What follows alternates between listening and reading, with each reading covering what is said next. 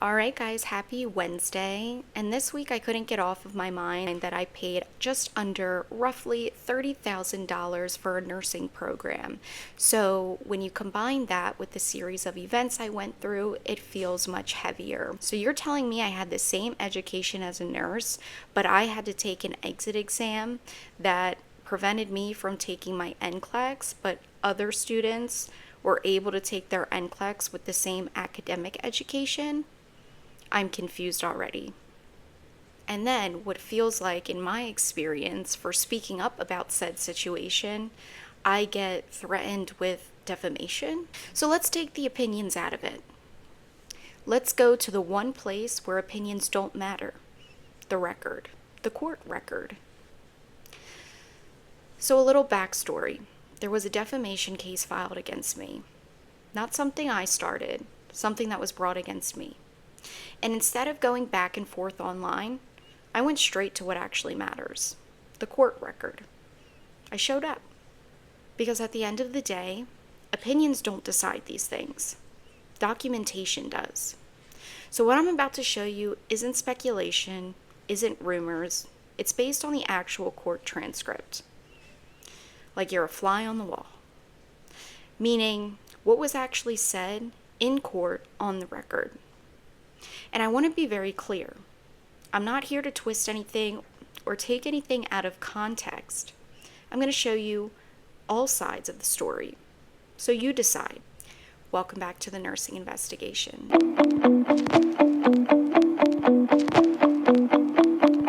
I'm going to slightly paraphrase because it is long, and we're going to go through this section by section. And for those of you that don't know, when you go to court and you're on the record, everything is recorded, exactly what happened in that court hearing. SSS Education Incorporated, doing business as Jersey College, is the plaintiff in this case versus me, Clarissa Price, who's the defendant. They had attorney representation, and then I was a pro se litigant, so I was representing myself at the time.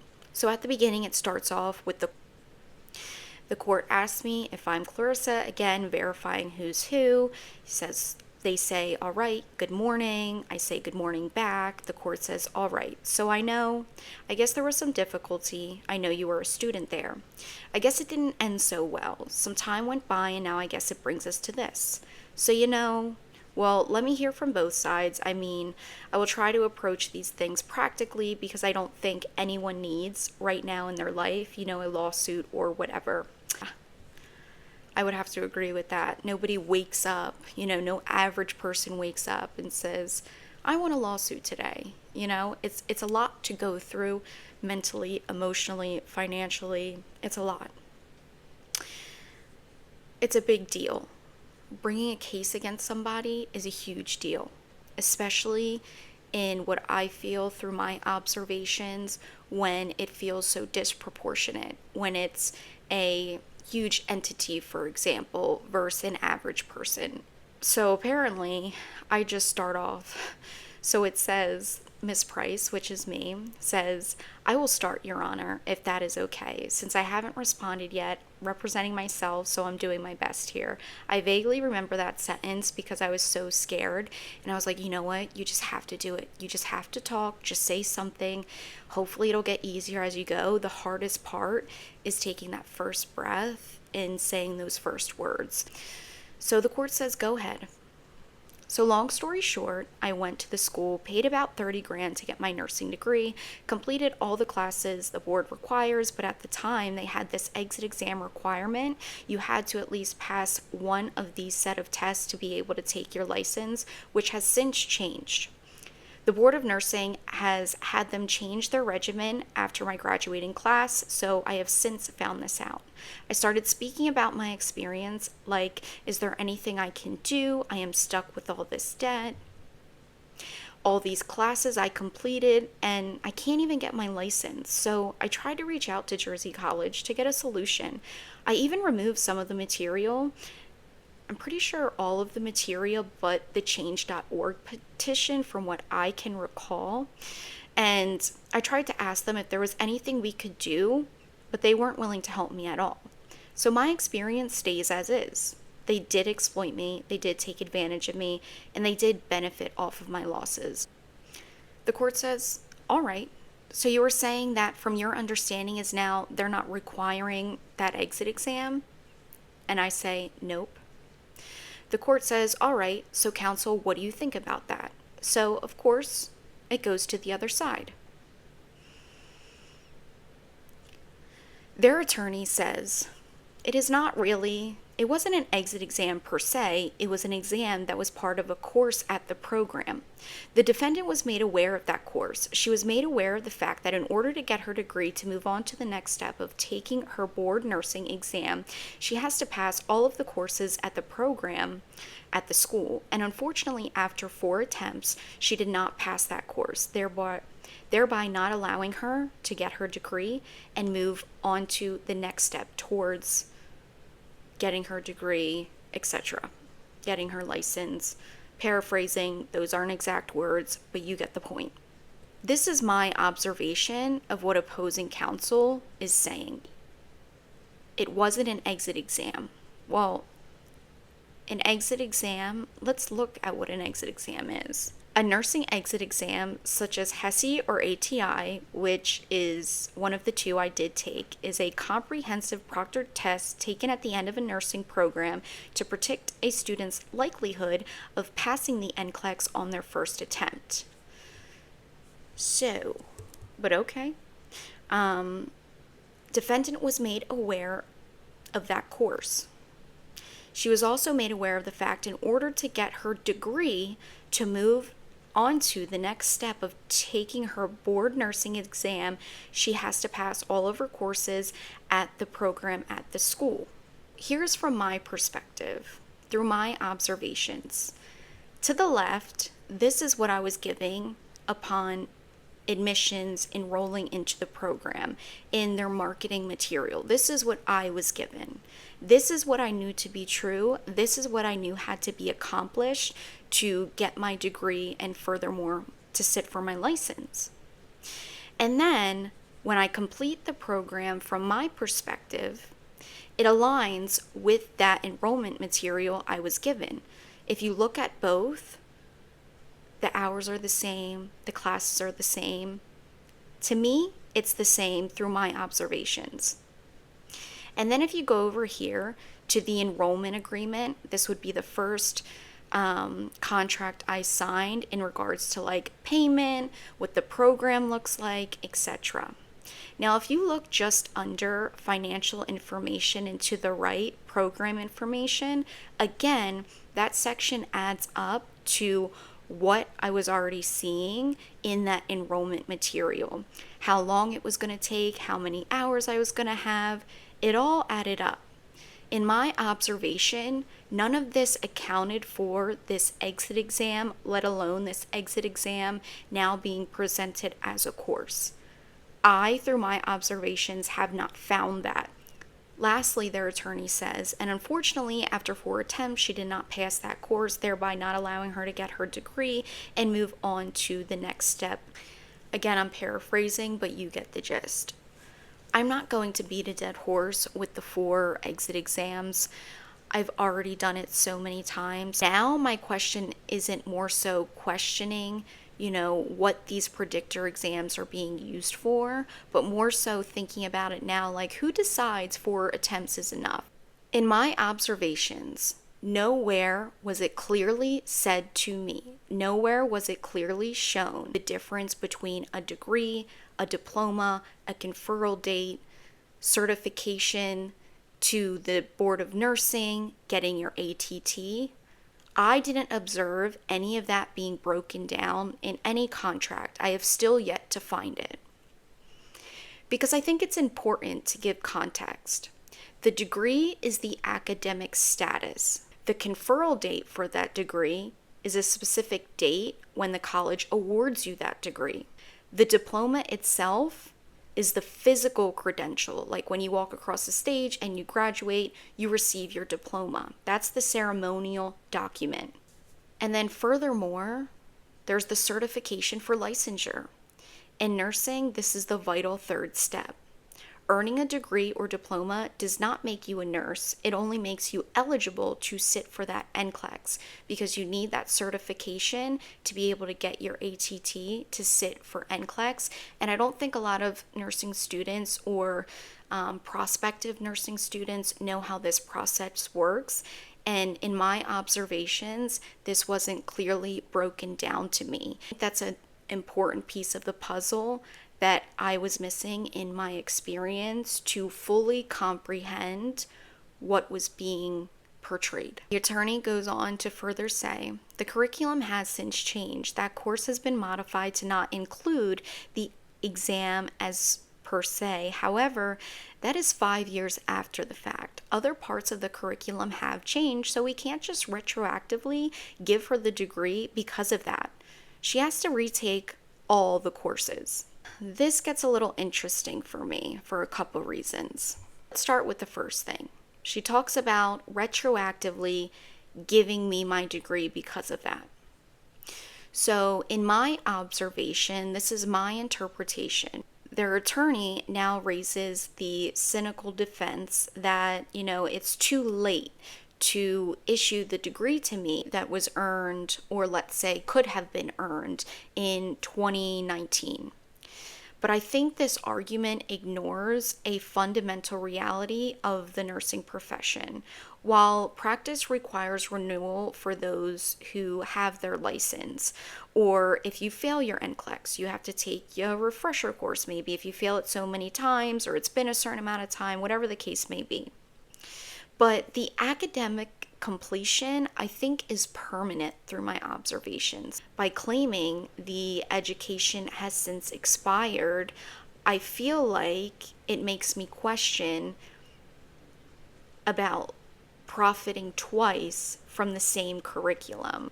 If you've passed all the courses, what are we repeating for? And I think a move that finds no support is in the NJAC 1337, a nursing program, a student's performance on an examination of said exit examinations shall not affect the student's ability to graduate from the program or take licensing examinations. In my observation, it feels like a circular logic. I feel like the problem is the policy is playing a rigged game. Like, you can't get a license because we won't give you your degree, but then they say because you haven't been working as a nurse for the past 5 years, that means your education is now expired. Are they trying to benefit from a limbo that they created? It's like a car dealership refusing to give you the keys to a car you paid for because you haven't been driving for 3 years, and then saying, well, the car is too old now, so we're just going to keep your money and the car. And I think about, nurses who have their license, like even from the 90s or prior, like they don't have to redo their academic education because things have changed, right? Like they can be grandfathered in because they have their license. But if the policy blocked me in the first place, but the policy blocked me from getting grandfathered in the first place, it just feels confusing. But the reality I'm faced with is if I finish my course hours and clinicals in 2019, I fulfilled that regulation. My education is the work I did. The blood, sweat, and tears in the classroom, outside of the classroom. The receipt of that would be the degree. It's just the receipt. When you go to purchase something at the store and you pay for it, you get a receipt. In my observations and research and interpretation, I feel like a school has the legal duty or administrative duty to hand over that receipt once you've paid and you've passed, both of which I've done. The only thing that's in question is this exit exam that the New Jersey regulation has since corrected. I don't feel like, in my observation, that they can use that failure to not give me a receipt as an excuse to say I never bought those groceries. Anyways, I digress. Back to the grandfather hypocrisy. This is also what I think about in my mind. So let's say through my observations, it feels like what's being said to me in a way I wasn't grandfathered in because I don't have my license yet. The academics are basically dead. They're void. If I have to retake the program, they mean nothing. That's how I feel. That's my observation. But I think also when I counter that and I'm like, nurses who graduate in like 1995 will say they're still practicing today without retaking nursing school. And I'm like, well, why is that? Because the foundation of nursing doesn't change, right? For most of us, our heart is always going to be in the same spot. We're going to draw blood the same way in the same spots. BP normally will always be like a 120/80 for the average person. The only things that will like change is maybe like sterile techniques or vaccines, etc., things like that. And that's why the board offers refresher courses, and your employer has regimens you follow to make sure you stay within these outlines of the updates. So I think the only difference, in my observation, I think the only difference between me and a nurse from the 90s is that their school followed what they needed to do, and they had their degree released so they could sit for their license. But in my observations, mine didn't. The bottom line, I feel like through my research and observations, is the education doesn't have an expiration date. Like, I think the institutional gatekeeping does. So I feel like I ask myself, are they trying to turn a 5-year delay that they caused into a lifetime ban on my career if I don't retake the program? And in the back of my mind, I'm like, don't let them. Like, you earn, I feel like I earned that. That's not something you just wake up one day and throw away. And then we talk about these 5 years. Please remember, I didn't just forget about this. I had to take the same amount of time to start over because I did believe them, which is another thing I question. How can you hold me responsible for something I was led to believe by this policy? That doesn't feel right to me. It doesn't feel, it doesn't feel like it makes sense to me. So then when I go through that process of saving again, going back to school in like 2023, and I get in touch with other institutions and I explain to them what happened, and they're listening to me like I'm a dog barking, and they're so confused, and I'm told to go back to my school, that's where in 2023, 2024, things start to shift, and I'm like, wait a second. What? At the end, right, she has to retake all of her courses. And that's what I've experienced since this has happened. Since I've completed all my academics and the exit exam started, and by not meeting this benchmark, that's no different than what I've been told. So in one breath, I'm observing, oh, she just needs to remediate. Oh, well, she has to retake all of her courses. I didn't just wake up one day and be like, you know what? I think I want a lawsuit today. Or, you know what? I think I'm just going to call them up and be like, hey, can I have this? Like, this was a series of events that kept piling up, and the right person just made me question it. Just led me back to where I started, essentially. I never gave up. Like, you don't give up on something like that, especially something that costs that much money, that affects your quality of life, your families, like the healthcare system. Like, you just don't give up on that, especially nowadays when student loans are so harsh.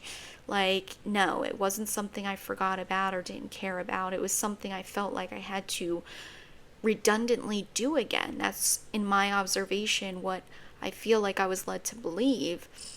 And then I come to find out Well, maybe that's not true. Should I question that? What is happening? So after this, things start to get interesting. The court says, I mean, that doesn't seem logical. What is she going to take another 30 grand worth of courses and now you don't even, that doesn't seem logical. What is she going to do? Take another 30 grand worth of courses? We're going to pause here, and next week we'll pick up where we left off. Let's get into some questions and comments. Sparrow says, we have competencies that must be passed before we verify our students to take their board exams. All accredited healthcare programs do this. We have competencies that must be passed. Correct. The exit exam that I took that prevented me from getting my degree, therefore my nursing license, does not determine competency. The Nclex does. Your required academics, clinicals, hours, that's all a part of it. So in my experience, this wasn't a competency that needed to be passed. I think you're confusing academic education, clinicals, hours, etc. with this. Cassie Curry says, this should be against the law to do this. My take on that is, I'm definitely in the judicial system because there should be an answer for this. Kay says, you should find your local senator or House rep and contact them. My MD license took 1 day after being stalled. I will definitely look into this. Thank you for that. Al Chai nursing student says, I am so proud of you. I know this journey hasn't been nothing but trials and tribulations, but you keep pushing through. You are an inspiration for all of us who are going through the same thing. No school should be able to hold your degree over an exit exam that has not even approved by nursing the board. If they want to withhold the Nclex, okay, cool, but I need the degree. I paid and passed the whole class. Give me my degree. So, I feel similar. It has been a lot of trials and tribulations. I don't want anybody to think this is easy. On the other hand of that, whatever you're fighting in your life, I can't tell you what to do, but I'm a regular person just like you. That 2.0 GPA I had coming out of high school is real. I'm never the smartest in the room. It may help with age and developing a frontal lobe and life experience. I may have learned to educate myself, and I also think resources also come into play, how much one can be educated on something. But what I'm trying to say is, you don't need to be special to represent yourself in court, to learn the law. You just need to be, or the smartest in the room, you just need to be the one who's never willing to give up, to be on the right side of history, and, stay on the side of truth, whatever that is to you. So, thank you guys for continuing to listen, engage, share your thoughts, whatever they may be, your experiences, giving me advice. I really appreciate it. Until then, stay educated, stay strong, fight for what's right, and stay on the side of right, whatever that looks like to you. It's not an easy life. Trust me. But it's worth a shot. So, I'll see you guys next week.